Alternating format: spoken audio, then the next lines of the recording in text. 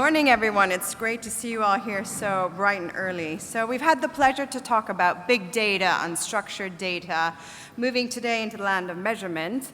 And what we're going to be covering for you today are three really great individuals that I've had the pleasure to work with on this, representing the underrepresented areas when it comes to media measurement. So I have the pleasure in welcoming Radha Subramanyam, and she'll be covering for you specifically looking at the use of audio in media. She's the president of Insights and Research and Data Analytics at iHeartMedia, and she's spent 4 years measuring audio, and she's going to focus on its role as an anchor in media. And I actually have to agree that audio is completely underrepresented. Jane Clark from SIM, Managing Director. SIM is the Coalition for Innovation in Media Measurement, and for those of you who may not know her, she's also a very strong pillar in the agenda for ICOM and plays a very important role. She's been spending a great deal of time in the last year focusing on a very key segment, which is really important to understand: kids. Because while we all have big data, we actually know how much kids can bend the rules about how old they are to be in spaces like Facebook, etc. So she'll be focusing on information that she has and insights specifically on video behavior for kids aged 2 to 18. Rob Champa, he is the CMO of Pixability, and we're very lucky to have him here today because he has the ability to look inside the walled gardens. And his company has over 5 years' worth of investment in understanding the data and deriving insights behind what's going on in logged-in environments and walled gardens, specifically Facebook and YouTube. So if you wanted to get a coffee a little bit early, you might want to stay and hear what he has to say. So, Radha, over to you. Morning, everyone.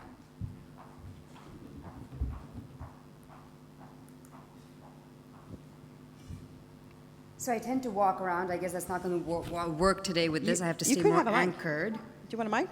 The mics work. Why not? So it's very, very interesting working in the audio space. I grew up in television, and I spent a good chunk of my life in pure play digital, including a time when Laura and I worked at Yahoo together. And I also did a stint in social media, and it's really interesting coming to audio, right? Because I'm like, what is this audio thing? What is this radio thing? Why would anyone even be thinking about it? But the more time I spent there, I realized how deeply embedded it was in consumers' life, yet how underinvested it was, both as an advertising medium and even more critically in terms of measurement, right? Because if we're all struggling with all of the measurement in video and the challenges there, think about audio that honestly no one's thought about. So what ends up happening is leading media companies then also have to end up becoming measurement providers, which we really kind of prefer not to.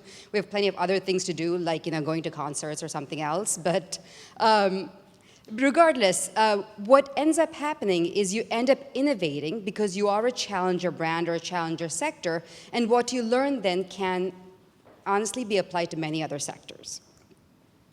So I'm going to talk about radio in America.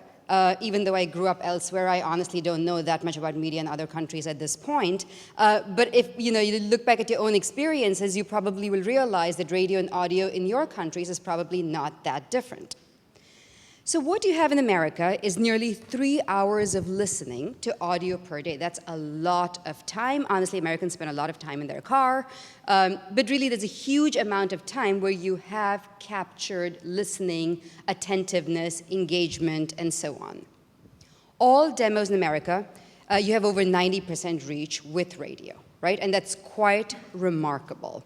You certainly have 90% or 95% reach among your Gen Xers and your boomers and everyone else, but also the same kind of numbers among teens and kids. So quite remarkable in that analogy that Christian used about cradle to grave, because you really have everyone, and they're really passionate, and they're listening all the time. And then the last piece that's really interesting, right, is the majority of listening continues to be broadcast radio. So if I count Pandora and Spotify and iHeartRadio, and honestly, audio has had a ton of innovation in digital, and mobile in particular is really native for audio usage because you don't have to adjust the screen or the sound or anything else. But despite all of that innovation and so much growth, you have not only the bulk of listening taking place in the broadcast contest, we actually had 10% ratings growth in the first quarter of this year. Not just iHeartMedia as a company, but the entire sector. So something remarkable and interesting is going on from a consumer perspective that the measurement and the innovation needs to catch up with. And for us, at least, and this is where I'm going to do, how do we philosophically think about the world? We're an audio-centric company, but then audio becomes the way it becomes an anchor off which we build many things, right? We have iHeartRadio and listening and all the websites that go with it, and about 80 to 100 million users every single month. We have 20,000 events that we do, right? Big concerts like the iHeartRadio Music Festival to smaller events in every town in the US.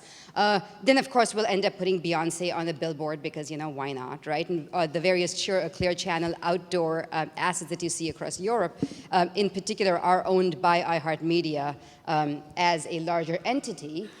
Huge social following, huge social relationship. I reported 250 billion impressions for the iHeartRadio Music Festival that went back. And I kept giving it to marketing, and marketing kept coming back with 250 billion because they couldn't wrap their heads around 250 trillion, right? But it really was 250 trillion impressions that we delivered for a single event a couple of weeks ago. And then, of course, we power all of the traffic and weather reports that you hear across the U.S., and produce over 20 television shows. But all of this is ultimately anchored in the audio and the music experience for us. 3 minutes. So, right, I'm going to go fast then. So as we all know, right, we have to fundamentally rethink data in the media industry. And what's really interesting, and I hope the rest of today doesn't quite follow this paradigm, is yesterday we sort of had the data people, and today we have the insights people. But I think we all need to know, we got to get over that, right?